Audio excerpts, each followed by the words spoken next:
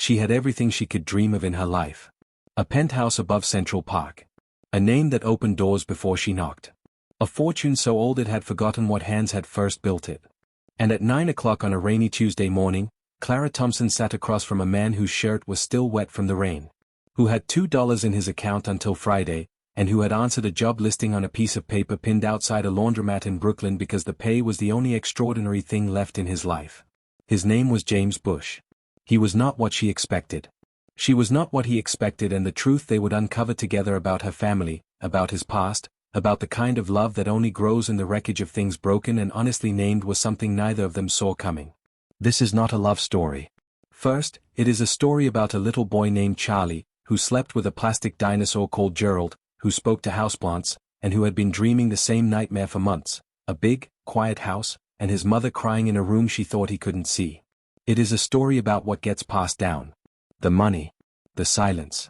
The sin and the question that haunts every child of inherited wealth who is honest enough to ask it.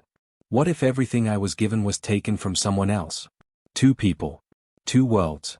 One child caught between them, and underneath it all, buried in a legal folder on a mahogany desk, a secret that would cost Clara everything she thought she was, and give her back something far more valuable. The truth. Welcome to Kindness Arena. If you believe in kindness and unseen connections that change lives, help motivate us to post more by hitting the subscribe button, liking the video, comment your thoughts, where you are watching from, and share it with someone who needs it to stay motivated. Your support keeps these powerful true stories alive. The rain came down on Manhattan like it had a personal grievance with the city. It hammered the tops of yellow cabs, turned the gutters into rivers, and soaked through the newspaper that James Bush had folded over his head as he jogged from the subway exit on East 72nd Street toward the address he had scribbled on the back of a grocery receipt. He was late. Not catastrophically late 7 minutes, but late enough that he had checked his watch 3 times already and muttered a low curse each time. He was wearing his best shirt, a white Oxford button-down he had ironed that morning at 5:45 a.m. before his daughter woke up. His daughter. He paused on that thought for just a moment, the way a tongue finds a sore tooth, before he tucked it away and focused on the numbers above the doors. There it was. 726 East 72nd Street. James stopped walking and looked up. The building did not look like an address where someone needed a nanny. It looked like an address where foreign dignitaries stayed and hedge fund managers entertained.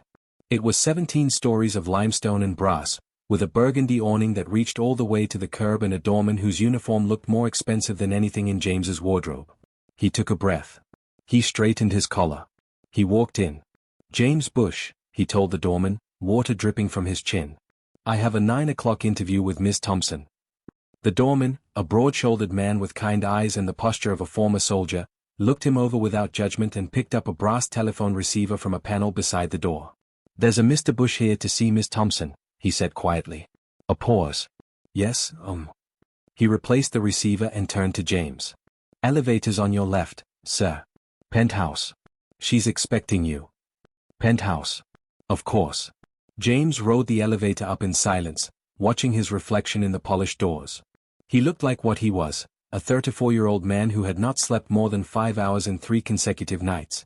Who had $2.70 in his checking account until Friday, and who had answered a job listing on a community board outside a laundromat in Brooklyn because the pay was extraordinary and the description had said must be patient, creative, and unafraid of chaos. He had laughed at that last part. Unafraid of chaos. He had been living inside chaos for 2 years. He was practically its landlord. The elevator opened directly into a private foyer. Clara Thompson was not what he expected. He didn't know exactly what he had expected, some version of a cold, aristocratic woman in a cashmere robe, perhaps, barking orders into a phone while a personal assistant trailed behind her taking notes. The image was unfair and he knew it, built from resentment and assumption. But the woman who walked across the marble foyer toward him, hand extended, was none of those things. She was 31 years old, with dark circles under brown eyes that told the same story as his, not enough sleep, too many worries, a mind that refused to quiet at night. She was wearing a cream blouse half tucked into charcoal trousers, and her dark hair was pulled back into a knot that had started the morning precisely and was now slowly surrendering to gravity. She looked like someone who was very good at her job and deeply tired of doing it alone. Mr. Bush, she said, shaking his hand. Her grip was firm. I'm Clara. You're wet. Can I get you a towel? I'm fine, he said. I'm sorry I'm late. 7 minutes, she said, but not unkindly. Come in. The apartment there was no other word for extraordinary. But it wore its wealth quietly, the way very old money tends to do. The ceilings were 12 feet. The windows looked south over the park. There were bookshelves everywhere, real ones, floor to ceiling and packed with actual books, not the decorative kind bought by the foot from interior designers. A child's drawing had been framed and hung next to an oil painting that James suspected cost more than his childhood home. The drawing showed two figures, one tall and one small, holding hands under a yellow sun.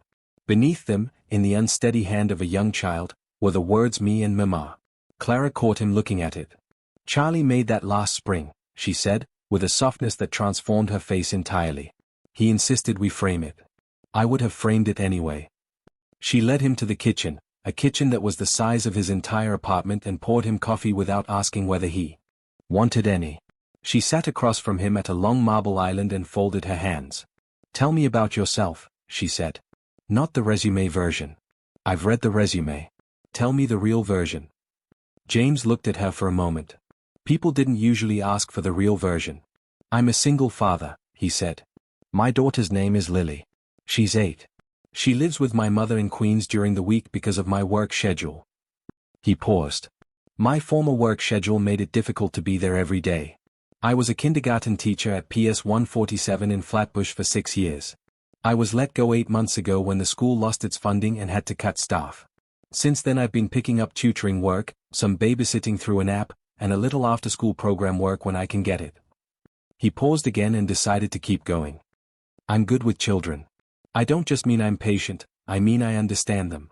I understand what it's like to feel small in a world that wasn't built to your scale. I know how to meet a kid where they are, not where you want them to be." Clara was quiet for a moment. "How old is Charlie?" he asked. 5, she said. "He turned 5 in March." Something moved across her face. He's a beautiful, curious, slightly feral little person who has decided that the rules of the physical world are suggestions rather than laws. He has climbed every piece of furniture in this apartment. He has conducted what he described as experiments in 3 separate rooms, all of which required significant cleaning. He speaks to our houseplants as though they are characters in an ongoing narrative. She paused. "He also wakes up with nightmares, 2 or 3 times a week. He asks questions I don't know how to answer. He misses." She stopped. Her jaw tightened very slightly. "He needs consistency. He needs someone who won't be scared off and who will still be here in 6 months." "What happened to the last nanny?" James asked. Clara looked at him, and something flashed in her eyes. Respect, maybe, for the directness of it. "She left after 3 weeks, she said. Before her, there were 2 others. None of them lasted more than a month." She picked up her coffee mug. "I have been told the situation is demanding." "What does that mean?" "It means," Clara said carefully, "that this job comes with complications. My schedule is not 9 to 5. I run Thompson Capital, my family's investment firm. I travel. I work late. I need someone who is genuinely present for Charlie, not just physically in the room." She set down the mug. "And I need someone who can handle the occasional scrutiny." "Scrutiny?" "My family," she said simply, "attracts attention." James would understand what that meant later. Much later. For now, he just nodded. "When can I meet Charlie?" he asked. Charlie Thompson arrived in the kitchen doorway at 9:47 a.m. wearing a Batman cape, 1 rain boot, and a single oven mitt on his left hand. He was carrying a plastic dinosaur in the other hand and a very serious expression on his face. He looked at James for a long, measuring moment. "Are you the new helper?" he asked. "I might be," James said. "My name is James."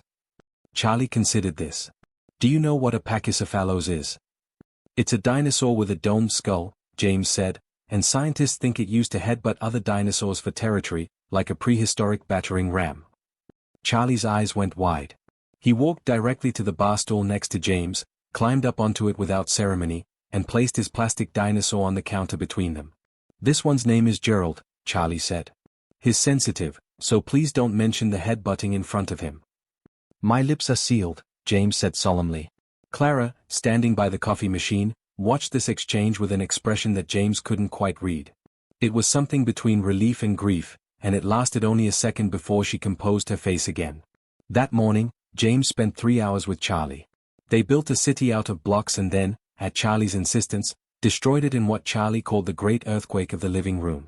They made sandwiches together. Charlie insisted on constructing his own, which resulted in a creation involving peanut butter, 3 grapes, and a piece of cereal, and they sat by the floor-to-ceiling window watching the rain come down over the park while Charlie told James an elaborate story about a dragon who lived in Central Park and only came out when it rained because he was shy.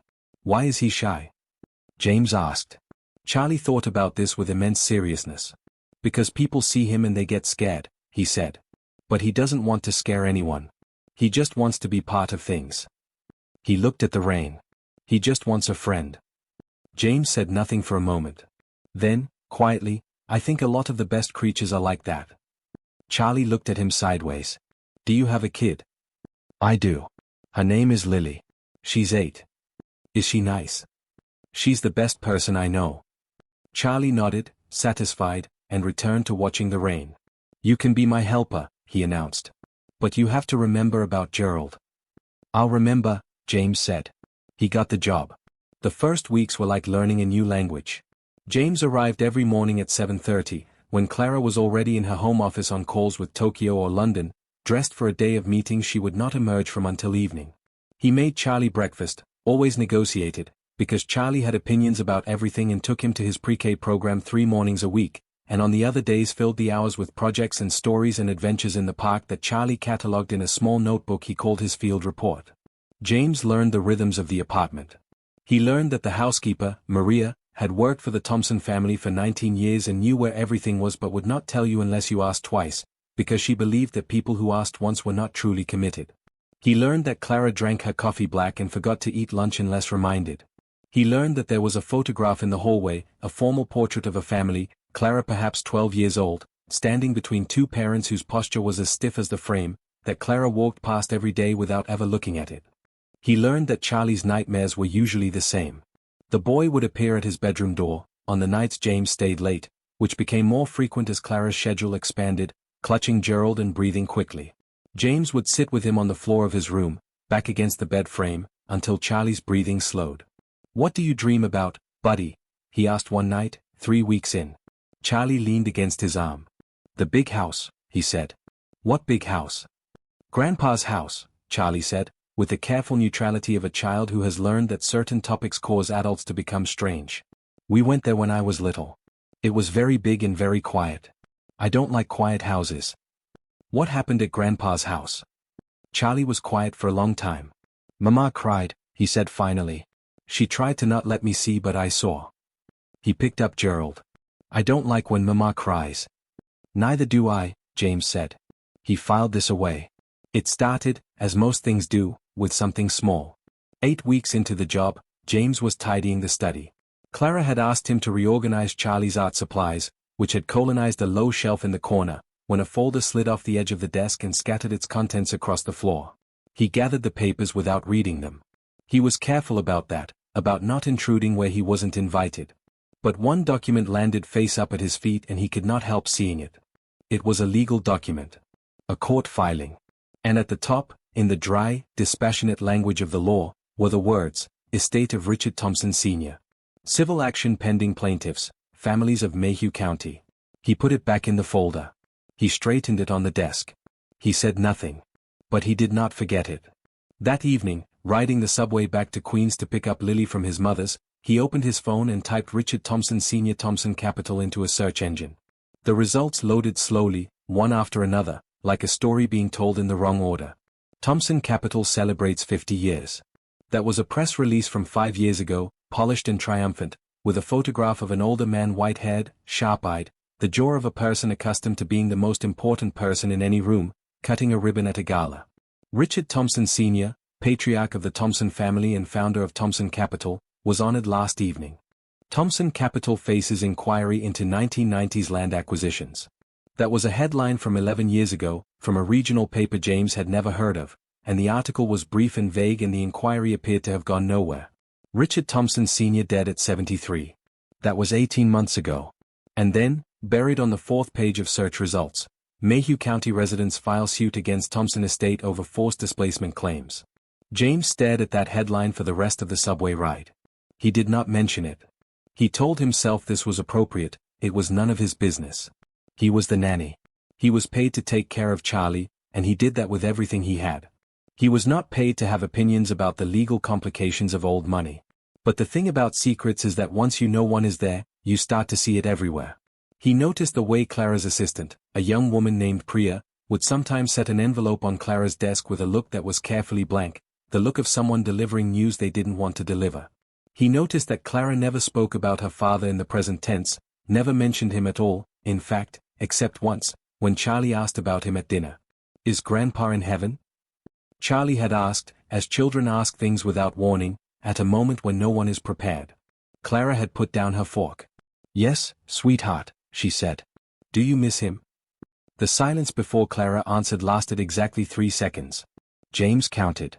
"I miss who I thought he was," she said, and then looked as though she wished she hadn't said it, and changed the subject to Gerald's imaginary adventures. It was a Tuesday in November, 3 months into the job, when everything shifted. Clara had been in Washington for 2 days for a congressional briefing on financial regulation. James had been staying at the apartment, sleeping in the guest room, because Charlie's nightmares had been worse and Clara didn't want him alone with the night housekeeper who was 64 and hard of hearing and lovely but not equipped to navigate a frightened 5-year-old at 2 in the morning. James had just gotten Charlie down for his afternoon nap when his phone rang. The number was his mother's landline. He answered it and his mother said, "James. It's Lily." The next 4 to 5 minutes were the longest of his life. Lily had fallen at school, a playground fall, nothing catastrophic, but she had hit her head and the school had called an ambulance and his mother couldn't drive and Lily was asking for him. He called Clara. She answered on the first ring, traffic noise in the background, already moving. "Go," she said, before he could finish the sentence. "I'm 20 minutes from the airport. I'll be home in 4 hours. Go to your daughter. Charlie. Maria is here. Priya can come. Go, James." He went. Lily was fine. A minor concussion, the doctor said, rest, no screens, follow up in a week. She had cried when she saw him, and he had held her in the hospital chair with his arms around her and his face pressed into her hair and said, "I'm here, I'm here, I'm here," until she stopped shaking, and he thought, not for the first time, that everything he did in this world, every compromise and sacrifice and early morning and late night, was for this one small person who needed him to be present. When Clara arrived home that evening, she found a handwritten note from him on her kitchen counter. He had written it quickly, before he left, in case she came back before he could call. Charlie had a good nap. Gerald is on the windowsill facing east, which Charlie says is important. There are dinosaur nuggets in the oven, set to a timer. Lily is okay. Clara read the note twice. Then she sat down at the kitchen island and did something she had not allowed herself to do in a very long time. She put her face in her hands and cried, not because anything was wrong, but because something, for the first time in a long time, felt unexpectedly right. It was Priya who told him. Not intentionally, Priya was not malicious, but Priya had worked for Clara for 4 years and was the kind of person who processed stress by talking, and James had been around long enough that she had started to treat him like furniture present but not entirely registering. She was on the phone with someone in the next room while James made Charlie's after-school snack. He could hear her through the half-open door. "No, she's not going to settle. She can't. She's the only one on the board who actually wants to make it right and her uncles think she's going to get them all sued into oblivion." A pause. "It goes back to the 90s. Her dad bought up half of Mayhew County through shell companies, displaced something like 300 families. Some of them lost everything. Clara found out after he died, going through the estate documents. She's been trying to quietly compensate people ever since, out of her own share of the estate, but her uncle's." Another pause. I know. She can't talk about it publicly without it becoming a scandal, and her family is threatening to contest the estate if she does." Priya's voice dropped. "She doesn't sleep. She barely eats. She carries that thing like it's her own fault, and it isn't even." A door closed. The voice disappeared. James stood in the kitchen with a spoonful of peanut butter frozen halfway to the apple slice, and the shape of Clara Thompson reorganized itself completely in his mind. That evening, after Charlie was asleep and Clara had come home and was sitting at the kitchen island with her laptop open and a glass of wine barely touched at her elbow, James sat down across from her. He didn't usually do that. He usually said good night and left, or texted if he was staying over. But tonight he sat down and said, "Can I ask you something?" Clara looked up. She seemed to weigh the question in his face. "Mayhew County," he said. Not an accusation. Just 2 words. Something moved through her expression like a wave of surprise, and then a kind of exhausted relief, the way people sometimes look when they've been carrying a lie for so long that being seen through it is almost a gift. "How much do you know?" she asked. "Enough to understand," he said. "Not enough to judge." She closed her laptop. She wrapped both hands around the wine glass without drinking from it. "My father," she said, "was a brilliant man. I adored him. I spent my entire childhood trying to impress him, trying to be worthy of the name he'd built." She paused. "I was 28 when I took over the firm. He was sick by then, his mind was still sharp but his body was failing, and he wanted me to have the reins before he died. I spent the next 3 years trying to modernize the firm, trying to make it something I was proud of." She looked at the table. "After he died, I went through the estate documents. Full inventory. His lawyers had been managing everything and I wanted to know, I wanted to understand every single asset, every liability. And I found it. Records from 1993 through 1998. Land acquisitions in a rural county in Virginia. He'd used 12 different shell companies. He'd bought up farmland and residential properties, some by fair means, some through property tax manipulation, some through foreclosure proceedings that his lawyers had quietly engineered." Her voice was steady, but only barely. 312 families, James. Some of them had owned that land for generations. Families who had built something real. He stripped them of it to develop a commercial corridor that ultimately generated $60 million for Thompson Capital. The silence in the kitchen was absolute. "I hired investigators," she said. "I traced as many of the families as I could.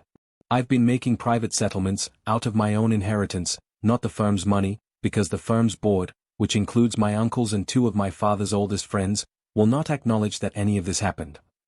Her jaw tightened. "They call me naive. They say I'm opening the firm to liability. They say my father was a man of his time and this is simply how things were done." She looked up. "I cannot accept that. I cannot look at Charlie and accept that." James said nothing for a moment. Then, "How many families have you reached so far?" 108, she said. "That's not nothing," he said. "It's not enough." "No," he agreed. "But it's not nothing." She looked at him for a long moment. "You didn't have to sit down," she said. "This isn't part of your job." "I know," he said. A pause. "How's Lily?" she asked. "Better," he said. "She's coming to stay with me next week. My mom's bringing her over Saturday." "Bring her here," Clara said. "Charlie has been asking about her constantly. He's convinced she's a big girl expert who can teach him things." James smiled despite himself. "She'd like that. She thinks Charlie is hilarious." "He is hilarious," Clara said, and for just a moment, the weight lifted from her face entirely. "He's the funniest person I've ever met. He once explained to me, in complete seriousness, that the reason plants grow toward the light is because they have FOMO." James laughed, a real laugh, surprised out of him. "He's not wrong." "He's so not wrong," Clara agreed, and laughed too. It was the first time he had heard her laugh. It changed the acoustics of the whole kitchen. He told her about himself in pieces, the way you do when trust is something being built rather than inherited. He told her about his ex-wife, Diane, who he had loved fiercely and incompetently for 5 years before they both admitted that love was not the same thing as compatibility. The divorce had been civil. The aftermath had been hard. Lily had lived primarily with Diane for 2 years in an apartment in the Bronx, and James had taken the overnight shifts at a youth center to make ends meet while paying child support, and he had seen Lily every weekend and told himself it was enough, even when it wasn't, and then Diane had gotten sick. He told Clara this on a Thursday evening in December, sitting on the floor of Charlie's playroom after Charlie had gone to sleep, because they had both ended up there organizing a box of building blocks and neither of them had gotten up to leave. The apartment was quiet around them, lit warmly against the winter dark outside. "Diane was diagnosed with MS 2 years ago," he said. "Early onset. It moved quickly at first, she went from fine to significantly impaired in about 6 months. She's more stable now. She's in a facility in New Jersey, a good one, thank God, her insurance covers most of it but she can't care for Lily. Not consistently." He sorted a handful of blocks by size without looking up. "Lily moved in with my mother. Which is wonderful, my mother is wonderful, but Lily is growing up without her parents in the same house, and that's..." He stopped. "That's a grief," Clara said quietly. "Yes," he said. "It is, and I was let go from my teaching job right in the middle of trying to stabilize everything, and the money," he paused. "The money was the thing that woke me up at 3 in the morning." "What do you mean?" I mean, I would lie there calculating whether I could cover the next month, he said. Whether Lily could stay at the school she loved. Whether my mother's heating bill was going to push us over. Small numbers with enormous consequences. He put a block down. Your job listing had the highest pay rate I had ever seen for this kind of work. I thought it was a mistake. It wasn't a mistake, Clara said. I know that now. She was quiet for a moment. Did you know, she said, that I almost didn't post that listing publicly? My family, my uncle specifically wanted me to go through a private placement agency. The kind that screens for specific backgrounds and references. Luxury families only. She paused. I didn't want that. I wanted someone real. Someone who would actually care about Charlie, not someone who was performing care for the right salary. I'm doing it for the salary, James said honestly. No, Clara said. You're doing it because of what you said in the interview. You understand what it's like to be small in a world that wasn't built to your scale. She looked at him steadily. You're not doing this for me, James. You're doing it for Charlie, and that, she said, is exactly why you're the right person. Lily arrived on a Saturday morning in January wearing her winter coat and a very critical expression, because Lily at 8 years old had opinions about everything and withheld approval until she was satisfied. Charlie met her at the elevator in full dinosaur regalia, cape, oven mitt, Gerald. Lily looked at him. Charlie looked at her. Is that a pachycephalos? Lily said, pointing at Gerald. Charlie's face split into the purest expression of joy James had ever seen on a human face, at any age. Yes, Charlie said. Nobody ever knows that. My dad taught me, Lily said simply, and walked past him into the apartment as though she owned it. James stood behind them both and felt something in his chest that he was not entirely ready to name. The four of them spent that Saturday building what Charlie called the greatest fort in human history from every blanket and pillow in the apartment, which Clara participated in with a concentration that suggested she had not had this kind of afternoon in a very long time. Lily organized the architecture with the precision of a small general. Charlie provided enthusiasm and structural instability in equal measure. At one point, the whole thing collapsed, burying both children in an avalanche of cushions. From somewhere beneath the wreckage, Charlie could be heard laughing so hard he was barely making a sound. Lily emerged first, her hair everywhere, and announced that the fort had been theoretically perfect but had suffered from contractor issues. Charlie appeared beside her a moment later with Gerald held aloft like a flag of victory. Clara, pulling a blanket off her head, caught James's eye from across the rubble. Neither of them said anything. They didn't need to. It came on a Wednesday in February. James found Clara standing at the kitchen counter holding a single sheet of paper, and something in her stillness, the quality of it, the absolute absence of movement told him immediately that whatever was on that paper had changed something. What is it? He asked. She handed it to him without speaking. It was a letter, handwritten, from a woman named Evelyn Marsh, age 71, of Mayhew County, Virginia. The handwriting was deliberate, the careful script of a woman who had learned to write at a desk in a schoolhouse and had never stopped respecting the act. Dear Miss Thompson, I received your settlement offer through the lawyer and I want you to know I am not writing to ask for more. I am writing because I want someone in your family to know the truth of what happened, not the version in the papers, but the real version. My mother and father built that house with their hands. My father poured the foundation himself, summer of 1961. My mother planted a garden in the side yard that grew tomatoes every year until the year we lost the house. I was 43 years old when the foreclosure came through. I had a garden. I had a history. I had a place in the world. After we lost the house, my husband's health declined. He had 3 jobs before we found our footing and we never quite found it again the same way. My daughter grew up without the stability I'd had. I'm not saying this to make you feel guilty, Miss Thompson. You are not your father. But I want someone in your family to understand that what was lost was not just property. It was continuity. It was the story of who we were. I accept your settlement with gratitude. I also accept the apology you wrote in your letter. I don't believe you had anything to apologize for. But it mattered more than you know. Yours sincerely, Evelyn Marsh. James read the letter. He read it again. He set it down on the counter. Clara was standing with her arms folded across her chest, not from coldness but from the need to hold herself together. She wrote to say thank you, James said.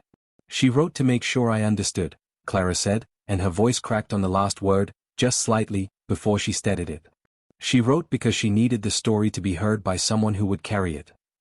And you'll carry it, he said. I already am, she said. I've been carrying all of them. She pressed her fingers to her mouth for a moment. 312 families. I know some of their names now. Evelyn Marsh. Harold and Ruth Delaney. The Patterson family. The Kingsley brothers. She looked up. My father's portrait hangs in the boardroom at Thompson Capital. They're putting up a new one to replace it, a better painting, my uncle said. They're planning a legacy wall. Her eyes filled. A legacy wall. James said nothing, because there was nothing to say that could add to that. After a moment, Clara wiped her eyes with the back of her hand in a quick, efficient motion, almost irritated. Sorry, she said. Don't, he said. She looked at him. Don't apologize for this, he said. This is the appropriate response to something that deserves grief. She held his gaze for a moment.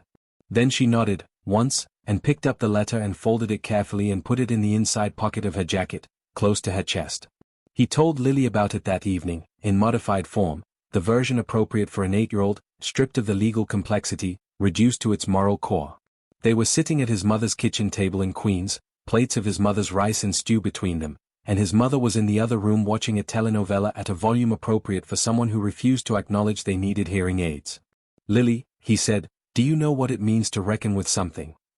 Lily looked up from her food. Like when you have to face something hard. Yes. Exactly that. He turned his fork in his hand. The woman I work for, she found out that her father did things that hurt a lot of people. Bad things, and she didn't know when he was alive, but she found out after. And now she's trying to make it right. Lily considered this. Can you make it right if you didn't do it? Not completely, he said. But you can take responsibility for the good you're able to do now. You can make sure the people who were hurt know that their pain was real and that someone in the family is willing to say, this mattered. This was wrong. I see you. Lily was quiet for a moment. Is that enough? I don't think it's ever enough, he said. But I think it's necessary. I think there's a difference between enough and necessary. Lily nodded slowly, in the way she had, his daughter, 8 years old, with her mother's eyes and his stubborn jaw of receiving things into herself and storing them carefully, like objects she would need later. Dad, she said. Yeah? I'm glad you took that job. He looked at her. Me too, Lil. Me too. In March, Clara did something her uncles had spent 4 months trying to prevent. She presented a formal proposal to the Thompson Capital Board, a structured reparative fund, drawn from the firm's existing charitable trust, to compensate the remaining families from the Mayhew County displacements. The fund would be administered by an independent nonprofit. There would be no admission of liability, her lawyers had insisted on this, but there would be acknowledgement. A formal, public acknowledgement, in the firm's annual report, that the acquisitions of the 1990s had caused harm to the surrounding communities and that Thompson Capital was committed to addressing that harm. James learned about this from Priya, who texted him from outside the boardroom at 3:45 p.m., she's in there. It's not going well. And then, an hour later, she held the line. The fund is approved. Scaled back from what she wanted, but it's approved. She's crying in the bathroom. Good crying, I think. James was at the park with Charlie when he read the texts. Charlie was attempting to negotiate a truce between two squirrels who were fighting over a piece of pretzel, narrating the diplomacy in great seriousness. James looked up at the bare March trees, the gray sky, the cold clear air. Good, he typed back. It happened the way important things often happen, not in a dramatic moment, but in an ordinary one. It was a Sunday evening in April. Lily had been visiting. The children were both asleep, Charlie in his room, Lily in the guest room, the apartment quiet in the specific way it gets when children have fully exhausted themselves. James was washing dishes. Clara was drying them. This had become, without either of them deciding it, a regular Sunday ritual. I've been thinking, Clara said, about what happens next. For the fund? He said. For everything, she said. She held a glass up to the light to check for streaks, the way she always did, and set it down. My uncles are going to make things difficult. They're going to try to push me out of the firm. My father's will gives me operational control, but they have enough shares to make governance painful. And I've decided. She paused. I've decided I don't care. James turned to look at her. I've spent 3 years trying to do the right thing while also protecting the legacy, protecting the brand, not rocking the boat too hard, she said. But the boat was built on something rotten and I have been very politely trying to bail water out of it instead of saying, clearly, the boat needs to change. So. She set down the dish towel. I'm going to fight them. Properly. And it's going to be ugly, and it's going to be public, and I'm going to lose some things I've been afraid to lose. She looked at him. I wanted to tell you because she stopped. Because, he said. Because it might affect this job, she said. I don't know exactly what the next year will look like. The firm might change. My access to resources might change. I wanted to be transparent with you about that. Especially because she hesitated again. Especially because I know how much this stability matters to you and Lily. And I wouldn't want. Clara, he said. She stopped. Stop trying to manage my reaction, he said. Not unkindly. I'm not going anywhere. Charlie needs you to do this. And I'll be here. She looked at him for a long, still moment. The kitchen light was warm. Somewhere down the hall, Charlie murmured in his sleep, not a nightmare, just the small sounds of a sleeping child. Why? She said, and her voice was very quiet. Why does any of this feel easy with you? I don't think it's easy, he said. I think it's just honest. That's a different thing. She held his gaze and then something in her face, the habitual composure, the careful architecture of a woman who had learned very young to be formidable, softened at the edges, not collapsing but opening, like a door that has been kept shut against weather and is now, very slowly, being considered. He did not cross that door. That was not where they were. But he acknowledged it, with the quietest possible look, and she saw that acknowledgement, and neither of them said anything more about it. Because some things are worth taking slowly. The last Sunday in May was warm in a way that felt like a promise rather than a fact. Clara had packed a picnic and actually packed it herself, which she told James with a certain proud precision, as though this were an achievement worth documenting, which Charlie confirmed it was by announcing to everyone they passed in the park that Mama made all of this herself. She used the real oven. They spread a blanket in the park, the four of them, Clara and James and Charlie and Lily, who was visiting for the weekend and who had decided, at some point in the last 2 months, that Charlie was essentially her small brother and should be treated accordingly, which meant bossed around with great affection and defended ferociously against all outside threats. Charlie was attempting to convince a pigeon to sit on Gerald the pachycephalos. Lily was reading a book and occasionally looking up to offer critical commentary on Charlie's negotiating tactics. James lay on his back on the blanket and looked up at the sky, and felt something he had not felt in a long time, the specific lightness of a person who has stopped bracing for impact. Clara sat beside him, cross-legged, her shoes off, her jacket folded in her lap, watching her son attempt interspecies diplomacy. The first settlement payments go out this week, she said. To the remaining families. All of them. How does that feel? He asked. She thought about it honestly. Incomplete, she said. And necessary. He nodded. My uncle called me last night to tell me I was destroying my father's legacy, she said. I told him that some legacies deserve to be destroyed and what matters is what you build in their place. What did he say? He hung up, she said. Which I took as a moral victory. James laughed. Charlie, across the blanket, had managed to get the pigeon to stand near Gerald, which he was treating as a complete diplomatic success, announcing it to the park at large. Lily looked up from her book and shook her head at James with the expression of someone far wiser than her years. He's a lot, Dad, she said. He's wonderful, James said. Yeah, Lily admitted. He really is. Clara looked at James, and James looked at Clara, and between them on that blanket, in the warm May sun above the city that neither of them had chosen and both of them had somehow made into home, there was the particular quiet of two people who have seen each other clearly, the losses and the loves, the failures and the salvage work, the ordinary heroism of showing up and have decided, without fanfare, that this is something they would like to keep. Charlie abandoned the pigeon and ran back to the blanket and flung himself between them with the completely unself-conscious physicality of small children who have decided that two people are safe. Gerald says we should have dessert, he announced. Gerald is correct, James said. Gerald is always correct, Clara agreed. And the afternoon held them there, the four of them, while the city moved around them and the trees were green and the light was gold, and for a while, for a long, still, ordinary, extraordinary while everything that had been broken was not yet fixed, but was, at last, being tended. If this story touched your heart, if it reminded you that kindness is never wasted and that even a broken path can lead to beautiful places and change of lives, please like this video, share it with someone who needs a little hope today and subscribe to Kindness Arena because your support keeps stories like this alive and spreading. Tell us in the comment what you would have done differently if you were the millionaire heiress. Would you have settled them like the heiress did or not listened to them since you weren't the one that collected their properties? Or has a stranger's kindness ever changed your life in ways you didn't expect? Would love to hear your story.